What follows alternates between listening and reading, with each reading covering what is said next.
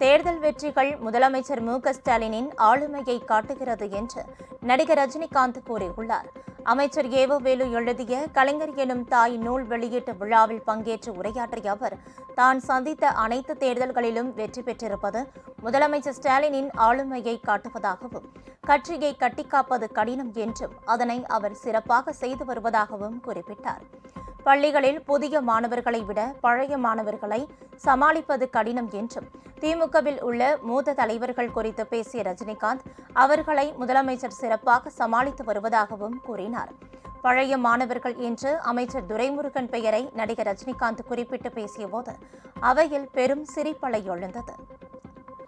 கலைஞர் வரும்போது computer cinema, இலக்கியம், அரசியல், இந்த மூணு தான்.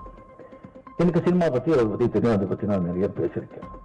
தேர்தல்களையும் பார்லிமெண்ட் தேர்தல் உட்பட மிகப்பெரிய வெற்றி அடைஞ்சதுக்கு அதே சொல்லும் அவருடைய ஆளுமை, அவருடைய உழைப்பு, அவருடைய அந்த அரசியல் ஞானம். உங்கள் ராஜ் நியூஸ் தொலைக்காட்சியில் திங்கள் முதல் வெள்ளி வரை தினந்தோறும் பிற்பகல் 2 மணிக்கு உங்கள் பகுதியில் உள்ள குறைகளை நேரலையில் தெரிவிக்கும் புகார் பெட்டி நிகழ்ச்சி. பங்கு பெறுங்கள், பயனடையுங்கள், காணத் தவறாதீர்கள்.